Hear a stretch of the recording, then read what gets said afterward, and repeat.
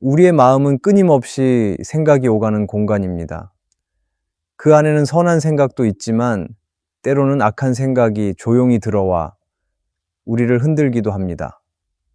이런 생각은 겉으로 보기엔 자연스럽게 보이지만 어느새 우리의 믿음을 약하게 만들고 마음의 평안을 빼앗습니다. 악한 생각은 한순간에 들어오지만 분별하지 못하면 그 생각이 우리 안에 뿌리를 내리게 됩니다. 그래서 신앙인에게 가장 필요한 것은 무엇을 받아들이고 무엇을 거절해야 하는지를 구별하는 지혜입니다. 악한 생각은 외부에서 오는 것 같지만 실제로는 우리의 내면과 결합해 자라납니다. 한 번의 판단, 한마디의 말, 한순간의 감정이 잘못된 생각으로 이어질 수 있습니다. 그러므로 우리는 마음을 지키는 일이 얼마나 중요한지를 잊지 말아야 합니다. 잠언은 모든 지킬 만한 것 중에 마음을 지키라.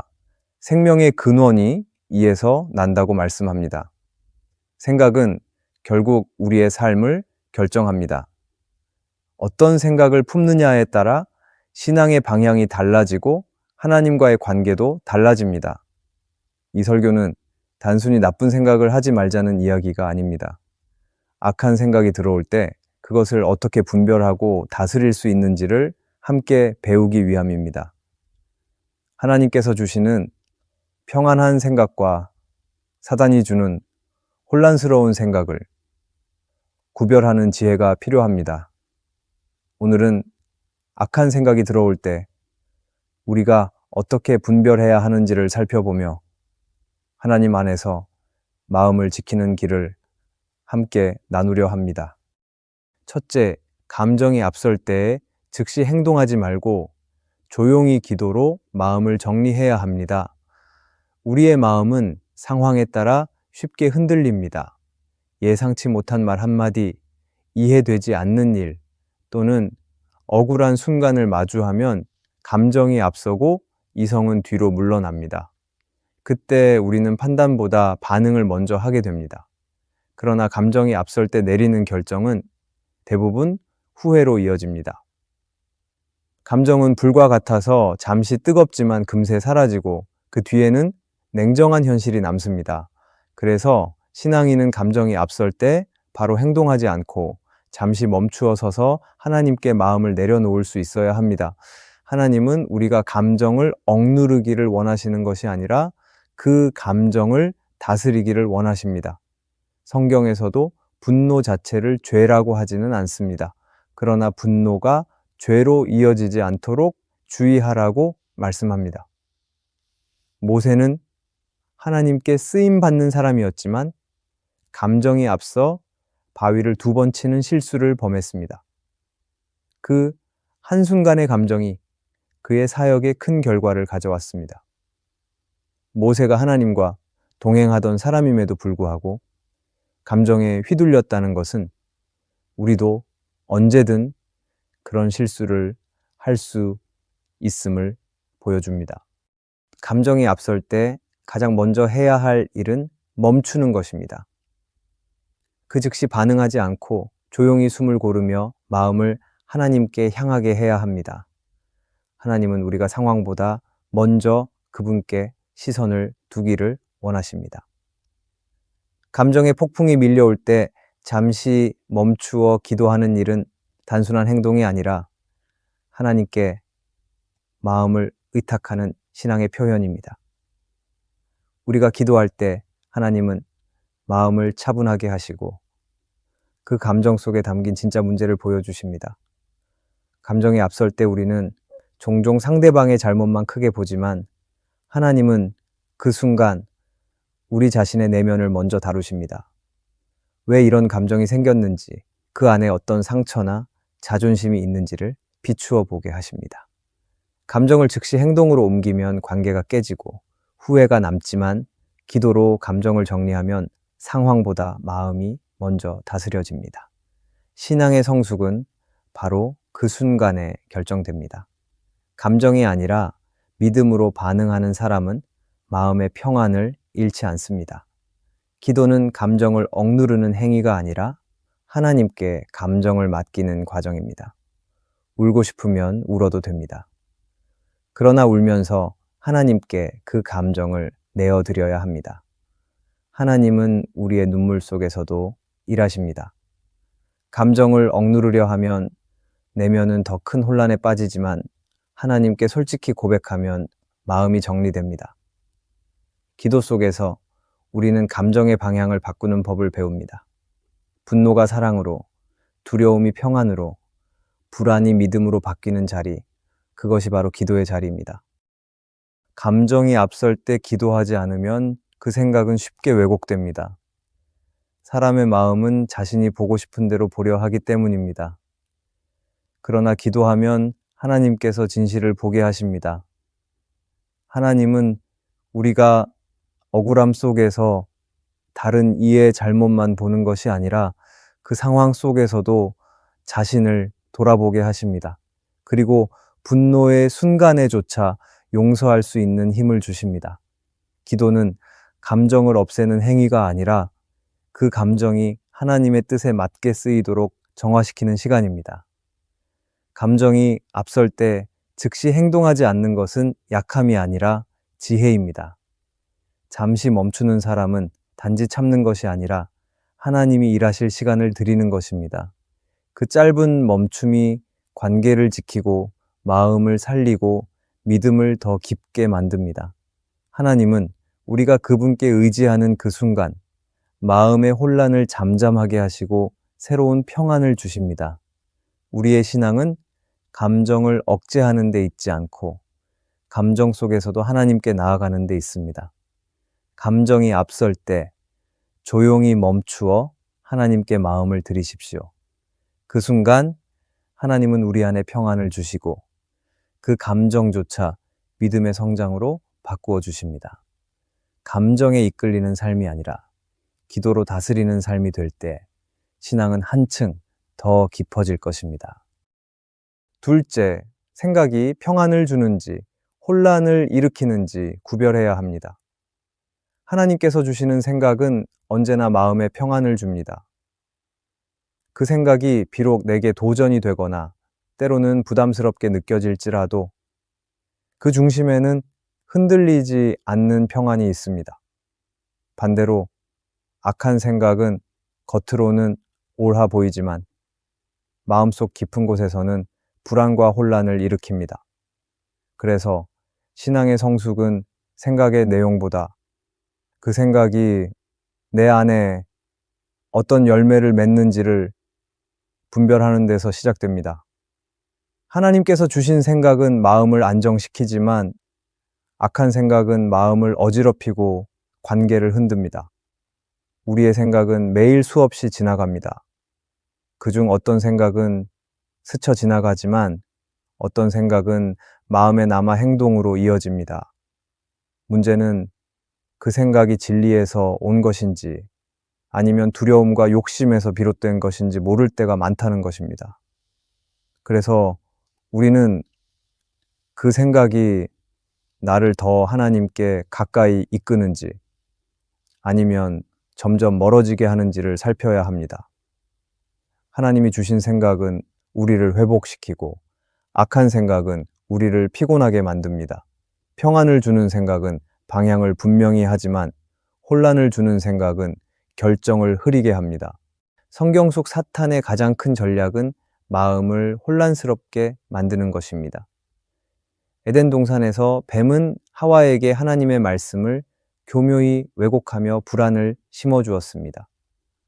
그 말은 그럴듯했지만 그 속에는 하나님을 의심하게 만드는 의도가 숨어 있었습니다. 그때 하와가 느꼈던 감정은 평안이 아니라 혼란이었습니다.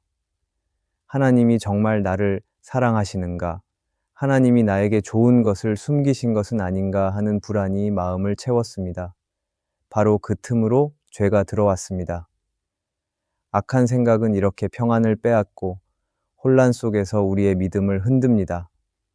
오늘날에도 악한 생각은 같은 방식으로 다가옵니다. 걱정이 지나치게 커질 때 그 생각이 정말 하나님께로부터 온 것인지 점검해야 합니다. 때로는 하나님을 위해 열심을 내는 것처럼 보여도 그 안에 불안이 있다면 그것은 하나님이 주신 마음이 아닐 수 있습니다. 하나님이 주신 평안은 언제나 신뢰에서 비롯되며 조급함은 불신에서 나옵니다. 평안을 주는 생각은 기다릴 수 있게 하지만 혼란을 주는 생각은 당장 행동하게 만듭니다. 그러므로 마음이 급해질수록 잠시 멈추어 그 생각의 근원을 살펴야 합니다. 평안과 혼란을 구별하는 또 다른 방법은 그 생각이 나와 다른 사람에게 어떤 열매를 맺는지를 보는 것입니다. 하나님이 주신 생각은 결국 사랑으로 나타납니다. 반면에 혼란을 일으키는 생각은 이기심과 분노 그리고 분열을 낳습니다. 내 마음속의 생각이 관계를 세우는가 아니면 깨뜨리는가를 살피면 쉽게 분별할 수 있습니다. 하나님은 언제나 화평의 하나님이시기 때문에 그분이 주시는 생각은 결코 미움이나 불안을 중심에 두지 않습니다. 또한 악한 생각은 자주 감정과 연결되어 나타납니다. 어떤 생각이 들 때 마음이 불편하고 이유 없는 두려움이 생긴다면 그것은 점검해야 할 신호입니다. 하나님께서 주시는 평안은 외적인 상황이 불안해도 내면의 중심을 지켜줍니다. 반대로 혼란한 환경이 아무리 좋아도 마음을 무겁게 합니다. 그래서 하나님은 우리에게 상황보다 마음을 지키라고 말씀하십니다. 마음이 평안하면 방향이 흔들리지 않고 혼란이 마음을 지배하면 판단이 흐려집니다. 기도는 이 평안과 혼란을 구별하는 가장 좋은 통로입니다. 기도 중에 마음이 점점 고요해지고 내 뜻보다 하나님의 뜻을 구하고 싶어질 때 그 생각은 하나님께로부터 온 것입니다. 그러나 기도를 해도 마음이 계속 불안하고 누군가를 탓하거나 내 감정을 합리화하려는 마음이 커진다면 그것은 내 생각이거나 악한 영향일 수 있습니다. 하나님은 결코 혼란의 하나님이 아니십니다. 그분은 질서와 평화를 주시는 분이십니다. 생각이 평안을 주는지 혼란을 일으키는지 구별할 수 있는 사람은 쉽게 흔들리지 않습니다. 외적인 어려움이 와도 마음이 무너지지 않으며 세상의 소음 속에서도 하나님의 음성을 들을 수 있습니다. 신앙의 깊이는 바로 이 내면의 평안에서 자라납니다. 하나님이 주신 생각은 우리의 마음을 고요하게 하고 그 고요함 속에서 믿음이 자랍니다. 그러므로 어떤 생각이 들더라도 먼저 마음의 평안을 기준으로 분별해야 합니다. 평안이 사라질 때는 잠시 멈추어야 하며 하나님께 다시 묻는 지혜가 필요합니다.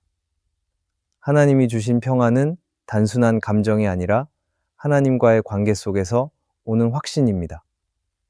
그분을 신뢰할 때 우리는 혼란 속에서도 평안을 경험할 수 있습니다. 평안을 주는 생각을 붙드는 사람은 상황에 휘둘리지 않고 오히려 그 생각을 통해 하나님께 더 가까이 나아갑니다. 오늘도 우리의 마음에 떠오르는 모든 생각 가운데 하나님이 주신 평안한 생각만을 붙들어야 합니다. 그것이 바로 악한 생각을 분별하는 첫 걸음이며 믿음을 지키는 지혜입니다. 셋째, 생각이 사랑으로 이어지는지 비판으로 흘러가는지 살펴야 합니다. 우리의 마음은 늘 생각으로 움직입니다. 그리고 그 생각이 어떤 방향으로 흘러가느냐에 따라 말과 행동이 달라집니다. 하나님이 주시는 생각은 언제나 사랑으로 이어집니다. 그 생각이 누군가를 세워주고 위로하고 용서하게 만들 때 그것은 하나님이 주신 생각일 가능성이 큽니다. 반대로 마음속에서 누군가를 비난하거나 비교하고 상처 주는 말을 떠올리게 된다면 그것은 이미 악한 생각으로 흐르고 있는 신호입니다. 악한 생각은 사랑의 언어를 빼앗고 마음에 냉소를 심습니다. 그래서 신앙의 깊이는 얼마나 많이 아느냐보다 얼마나 사랑으로 반응하느냐에 달려 있습니다. 하나님은 사랑의 하나님이시기 때문에 그분이 주시는 생각은 반드시 사랑의 열매를 맺습니다. 그러나 사람의 생각은 종종 비판으로 향합니다. 우리는 쉽게 다른 사람의 부족함을 보고 판단합니다. 처음에는 단순한 관찰이지만 곧 마음속에 평가가 생기고 그 평가가 비난으로 바뀝니다. 그것이 입 밖으로 나오면 관계가 깨지고 마음속에서는 교만이 자라납니다. 이런 마음은 악한 생각이 자리를 잡았다는 신호입니다. 사탄은 늘 우리 마음속에 판단의 씨앗을 심습니다. 그것이 작아 보이지만 방치하면 곧 미움으로 자랍니다. 예수님은 다른 사람을 판단하지 말라고 말씀하셨습니다. 왜냐하면 판단의 마음은 결국 자신을 높이고 다른 사람을 낮추는 방향으로 흐르기 때문입니다. 사람을 판단하기 시작하면 우리는 사랑보다 기준을 더 앞세우게 됩니다. 하나님의 사랑은 기준보다 관계를 먼저 세우지만 악한 생각은 관계보다 기준을 더 중요하게 만듭니다. 그래서 비판하는 마음은 언제나 교만의 뿌리에서 자라납니다. 스스로 옳다고 생각하는 순간 사랑은 멀어지고 진심은 사라집니다. 생각이 사랑으로 이어지려면 먼저 상대의 입장을 이해하려는 마음이 필요합니다. 사랑은 상대를 바라보는 관점에서 시작됩니다. 누군가의 행동이 이해되지 않을 때 그 이유를 알고자 하는 마음을 갖는 것이 사랑의 출발입니다. 비판의 생각은 사람을 거리두게 하지만 사랑의 생각은 사람을 품게 합니다. 하나님이 우리를 그렇게 대하셨습니다. 우리의 허물에도 불구하고 하나님은 정죄하지 않으시고 품어주셨습니다. 그 사랑을 경험한 사람만이 다른 이를 비판이 아닌 사랑으로 대할 수 있습니다. 악한 생각은 대개 상처받은 마음속에서 자랍니다. 누군가에게 상처를 받으면 그 사람을 향한 생각이 부정적으로 변합니다.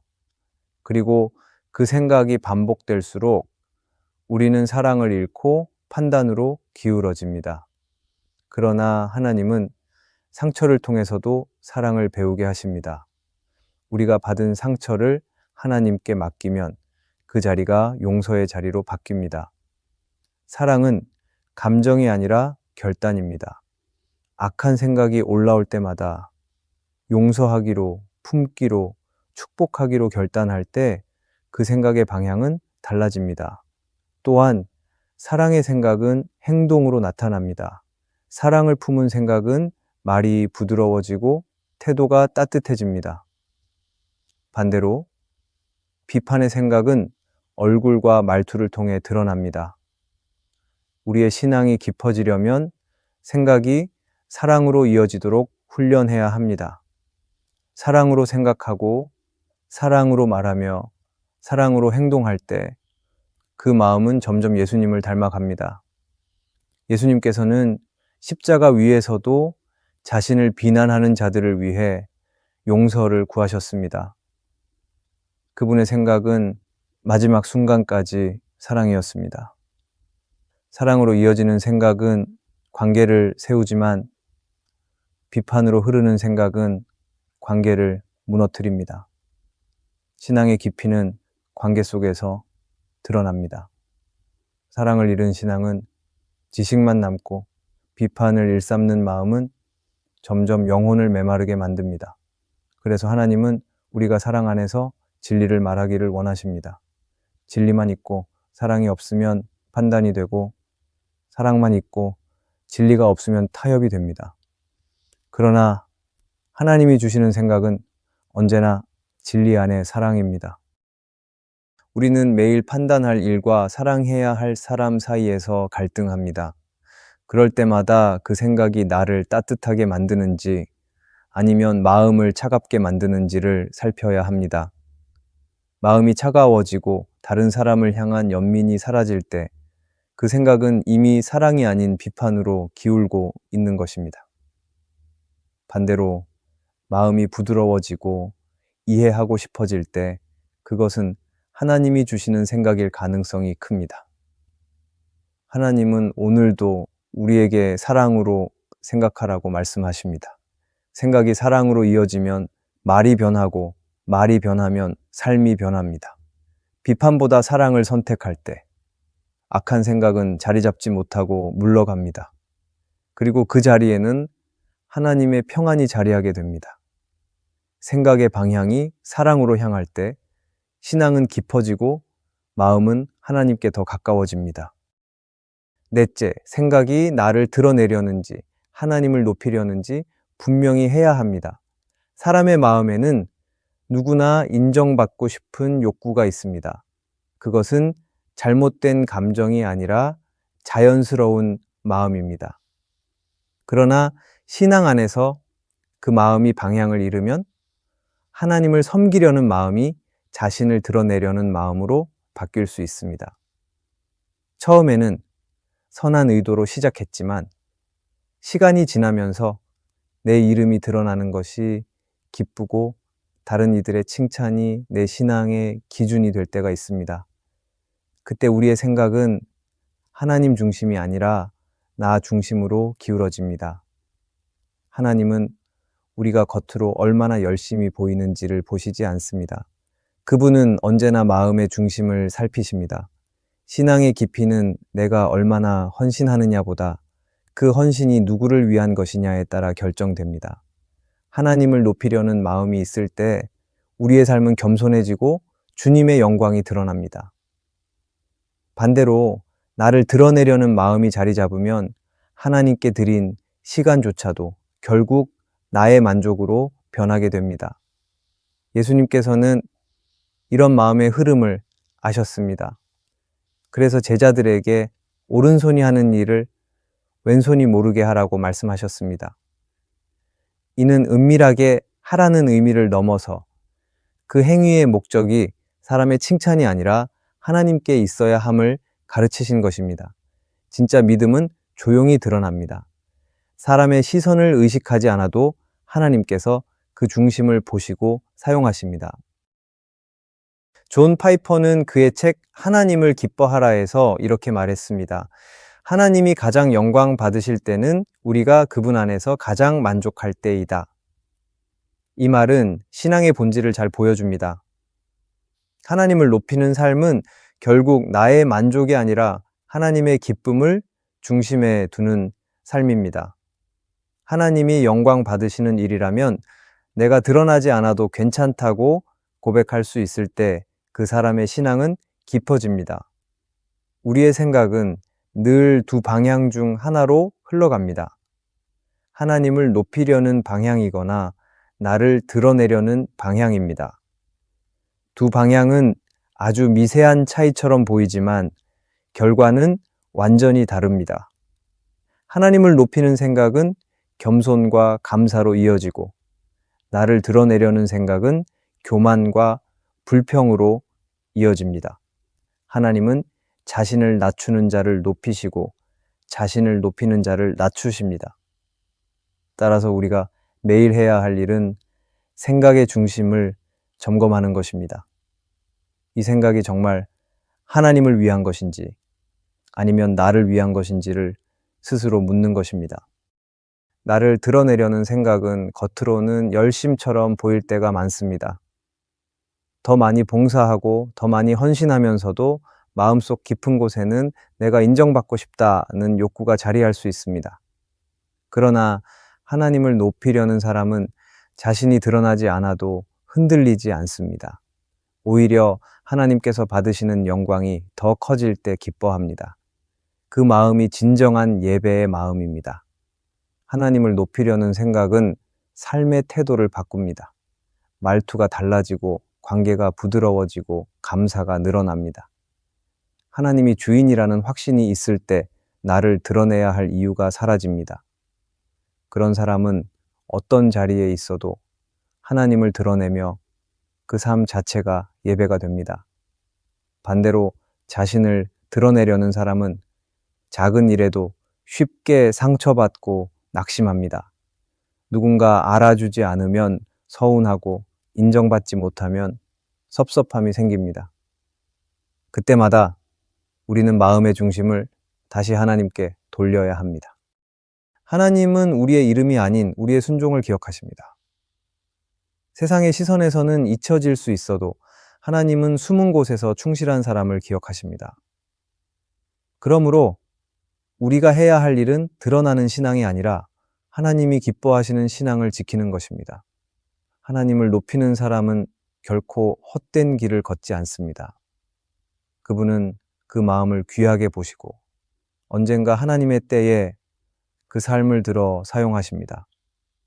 악한 생각은 누구에게나 찾아올 수 있습니다. 그러나 그것이 우리의 마음을 지배하게 두지 않는 것이 신앙의 성숙입니다.